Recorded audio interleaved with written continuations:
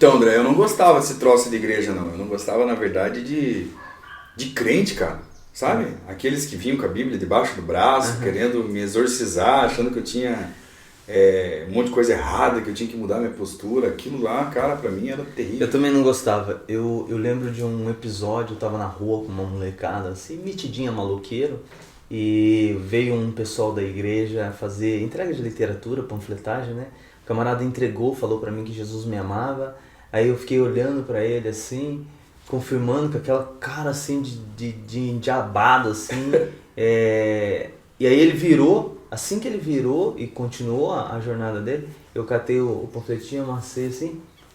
Meu Deus! Mas uma raiva, uma fúria assim que eu não entendi o porquê, mas não gostava. Eu não gostava mesmo, isso acho que dificultou bastante, assim, pra eu conhecer a igreja, sabe? Demorou bastante pra cair a ficha, de criar coragem de entrar numa igreja, assim. Eu acho que foi só por milagre. Minha mãe já era de igreja e eu lembro a minha irritação quando eu chegava em casa, na fase da adolescência, e tinha visitas e eu percebia que era o povo da igreja. Assim. E eu queria sair, se eles estavam na sala, eu entrava pela cozinha e tinha um ick, assim, era impressionante. Caraca, como é que pode, né? Odiava tanto, hoje a gente gosta desse troço aí de igreja, né? Eu não sei se você tem aí, talvez eu consiga adicionar nessa nossa lista aqui, vários motivos para não gostar da igreja. Ainda mais nesse tempo, André, onde a igreja é acusada de muitos males, né? Por que amar a igreja? Essa é uma pergunta, assim, difícil, gente. Vou falar para vocês. A Igreja Presbiteriana do Bairro Alto, que é desse canal que você acabou de entrar aqui, o André topou aí a missão de tentar responder parte dessas dúvidas aí e tentar esclarecer por que a gente ama a igreja. Quero te convidar, assista esse videozinho curtinho que vai passar agora.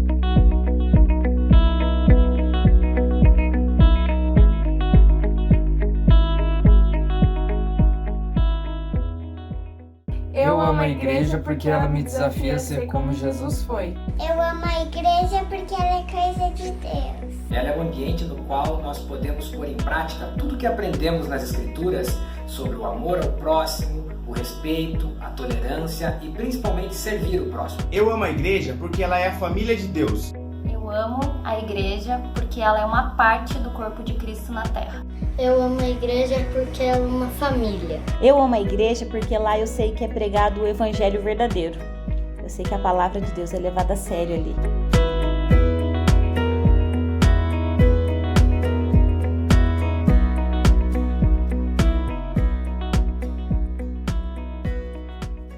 André, vamos lá. Semana passada você falou pra gente que a gente deve amar a igreja porque não foi a gente que criou a igreja, foi Deus que criou a igreja. Você não está enganado, não? É isso mesmo? Foi Deus? É isso mesmo. E a gente tem que amar porque... Mas a gente passa a amar porque Deus faz uma obra no coração da gente, Vinícius.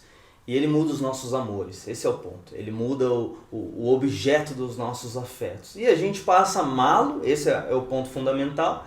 E o fato de nós amarmos Deus, a gente passa a descobrir o que Ele ama, o que Ele gosta, o que Ele inventa. E aí a gente desemboca nessa descoberta fantástica de que igreja foi algo que Ele fez. E porque Ele fez e eu amo a igreja também. Legal. Bom, Deus fez tudo.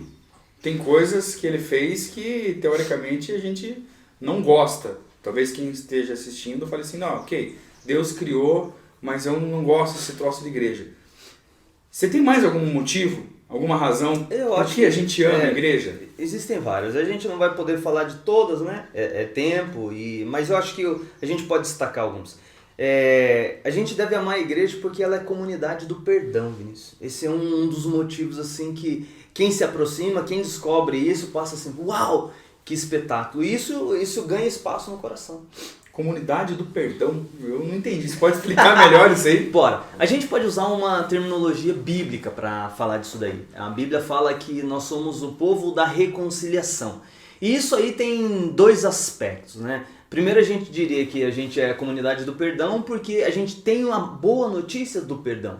Isso, a igreja tem uma notícia, ela tem uma mensagem para o mundo, para as pessoas, que Deus contou pra gente que é o seguinte, que Ele tem um perdão para nos oferecer.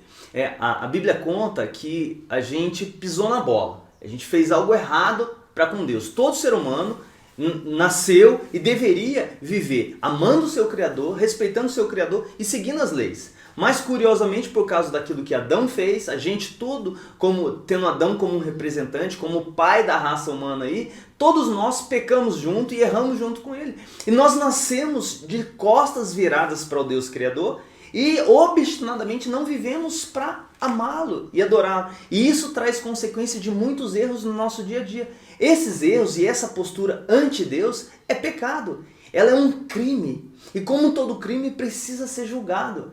A igreja, a comunidade dos discípulos de Jesus é aquela que anuncia o seguinte: olha, nós temos um problemão com Deus como humanidade, mas nós temos uma boa notícia. Deus está entregando perdão e está disposto a perdoar as suas falhas. A igreja então tem esse aspecto, ela é a comunidade do perdão porque ela anuncia essa boa notícia.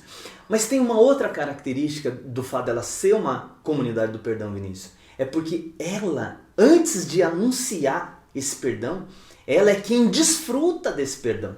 Ela é a comunidade que usufrui desse perdão. Eu diria assim, ela é a comunidade do perdão porque ela é a comunidade dos perdoados. Vale a pena a gente ver um texto das Escrituras que fala algo muito curioso sobre isso daí. Está em 1 Coríntios 6. Olha que interessante, Vinícius. 1 Coríntios 6, a partir do verso 9, a gente vai ler até o verso 11. Então, aqui essa é uma carta escrita para gente que já era cristã, que tinha recebido a boa notícia da salvação que Deus oferece. Olha o que diz. Diz assim, ó: ou vocês não sabem que os injustos não herdarão o reino de Deus? Não se enganem, nem imorais, nem idólatras, nem adúlteros, nem afeminados, nem homossexuais, nem ladrões, nem avarentos, nem bêbados, nem maldizentes, nem roubadores herdarão o reino de Deus. Vou parar aqui. Olha o que o apóstolo Paulo está escrevendo nessa carta e incentivando essa igreja a uma série de comportamentos e orientações, porque essas orientações são parte da descoberta de quem recebe o perdão de Deus.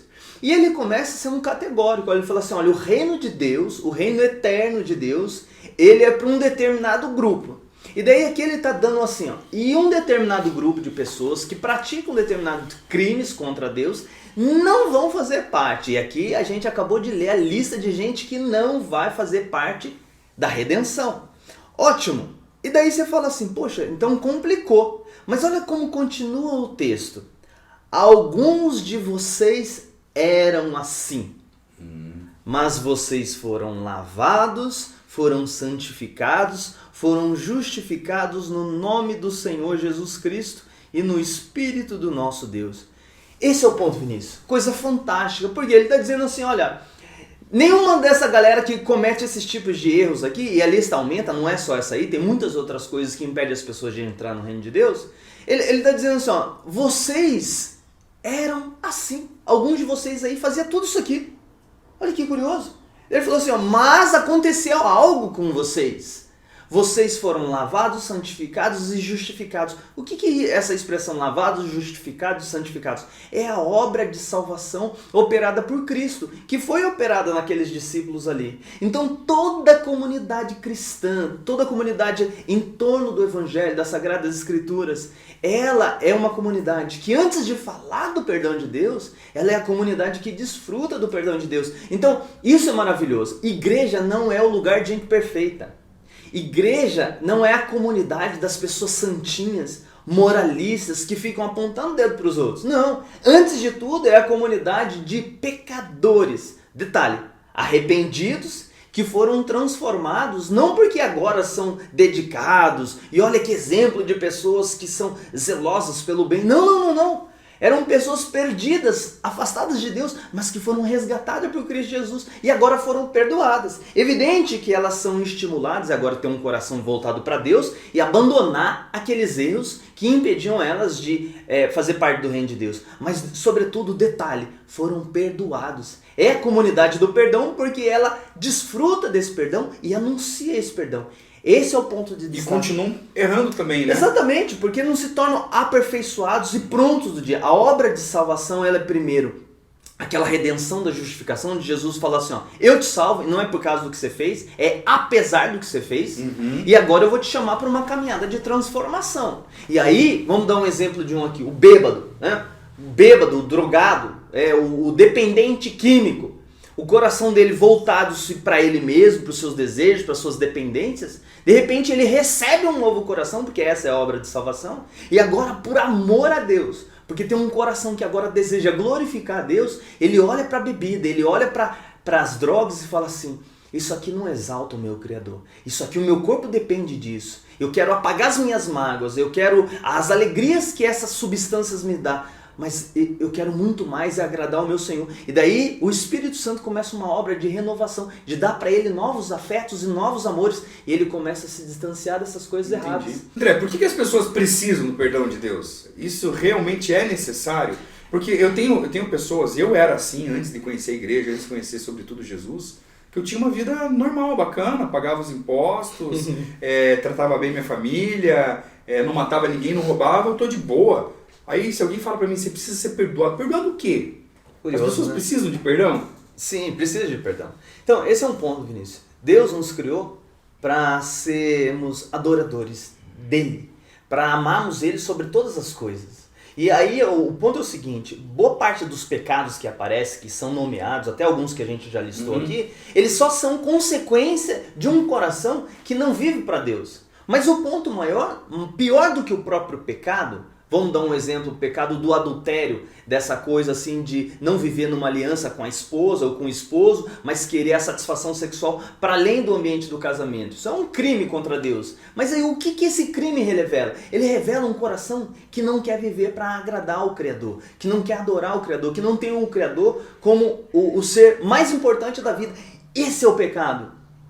Ali mora o problemaço do pecado. E essa postura de ignorar Deus, de querer se bancar, de se fazer sem Deus, é um pecado com consequências eternas. É um mal terrível. Então assim, quem vive assim, quem nasceu assim, quem se dispõe assim, ele tem um problema, não é um problema assim pontual, é um problema de eternidade. Ele está de costas viradas para Deus e não é só no momento agora, isso traz consequências eternas. Ele precisa de um perdão eterno para essa postura que traz consequências eternas. Entendo. A gente está falando porque amamos a igreja. A pessoa que afirma que tem Deus, que até pratica as coisas legais, mas odeia a igreja. Então, nesse sentido, ele também está... precisa de perdão. Ele está com um grande problema. Porque é o seguinte, olha o que é curioso. A gente já veio falando que a igreja é povo de Deus. De quem inventou esse negócio de chamar um povo para si, juntar uma comunidade em torno da obra de Jesus, amar Jesus, ensinar as palavras de Jesus, é a igreja. Se eu amo a Deus e não amo a igreja, eu estou com um problema muito sério. Muito sério, um problema de pecado que traz consequências também. E precisa de perdão. Legal. André, você está falando que as pessoas aí que cometeram crimes recebem o perdão. Sim. Talvez para alguém que esteja assistindo fala, cara, isso não faz sentido, não está adequado isso. Como que fica essa questão? Isso é curioso, né, Vinícius? Para algumas pessoas, até vem aquela fala desdenhosa, o cara apronta um monte, tem uma vida toda errada, depois aí coloca uma roupinha de ver Deus, vai para a igreja e acha certo. Que tá tudo certo, agora ficou bem. Quem normalmente fala isso é porque não entende o quão pecador é também e o quanto o coração dele é contra Deus. Porque a coisa é terrível. E em um certo sentido essa pessoa tá certa. Ela tá pensando assim, peraí, o cara errou. Ele fez muita coisa errada. Ele merece uma punição. Alguém tem que ser punido por causa dessa palhaçada toda. E nesse sentido a pessoa tá certa.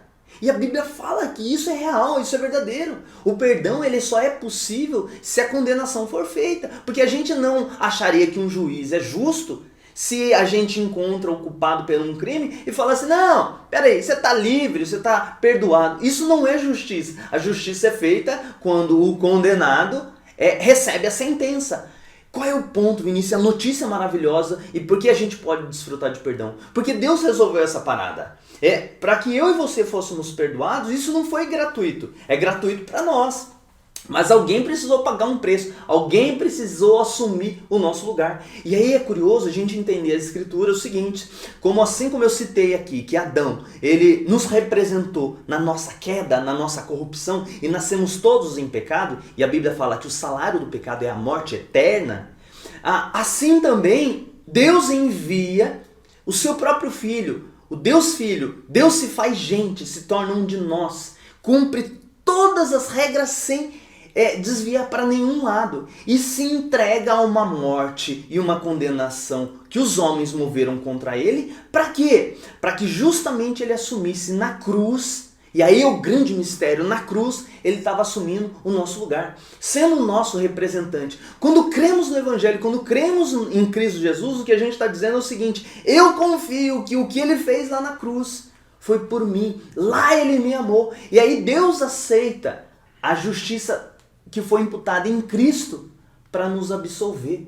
Esse é o ponto. Então, assim, nenhum cristão é perdoado sem que o nosso pecado foi pago. Você fala assim, você foi perdoado aí, mas quem pagou a sua dívida? Você não pagou a sua dívida, como você pode ser perdoado? A gente pode falar assim, não.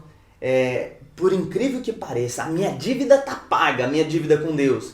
Mas o detalhe, eu não tenho do que me vangloriar disso, eu não tenho por que ser orgulhoso disso, porque não fui eu que paguei.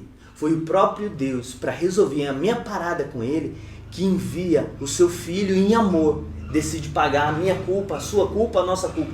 Por isso, a gente pode ser perdoado. E por isso, a gente ama a igreja. Acho que hoje deu para dar uma boa pincelada nisso, né, André? Sim. E aí é o fantástico. Peraí, quem que conta essa história? A igreja, a comunidade dos discípulos. Quem que vivencia, todos que vivenciam essa história de perdão e de aceitação perante Deus, obrigatoriamente começam a participar. Por quê? Porque o desejo de Deus não foi apenas redimir indivíduos, foi reunir um povo. Coisa que a gente falou semana passada. E coisa que a gente vai falar mais semana que vem. Vai dar algum spoiler do que vem? Não. Então beleza, você vai ter que assistir semana que vem. Pega esse vídeo aí, se você gostou, assiste de novo, tá? Igreja, hoje a gente falou que a igreja é o lugar de perdão. E semana passada a gente falou que a igreja, a gente ama a igreja porque foi Deus que criou a igreja. E eu acho que Ele está chamando você para conhecer um pouquinho mais disso. Gente, Deus te abençoe. Semana que vem a gente vai estar junto e a gente quer orar por você agora. Bora lá? Vamos orar. Deus, nós queremos te louvar, Senhor. A gente sabe que o Senhor ouve as nossas orações e ouve a oração dessa pessoa que nos acompanha aqui agora e que está assistindo e que está orando também. Senhor, primeiro a gente quer te pedir perdão, Deus. Te pedir perdão pela nossa maldade, pela nossa idolatria, pelo nosso coração voltado para si mesmo e por tantas falhas. Nós queremos nos arrepender, mudar de postura com relação a muitas coisas e também mudar de postura com relação à própria igreja. Essa antipatia, esse distanciamento, essa aversão. Evidente, Senhor, que a gente olha na história, olha nos jornais e vê muitos problemas de pessoas que se dizem igreja, mas curiosamente a sua palavra diz que a comunidade dos discípulos é o povo que foi perdoado e é o povo que fala do seu perdão. Por isso a gente quer aprender, quer amar a igreja, quer ser igreja do jeito que o Senhor quer. Nos ajuda, abençoa quem nos ouve e quem assiste, Senhor, e seja com a gente. Em nome de Jesus, amém. Amém. Beijão.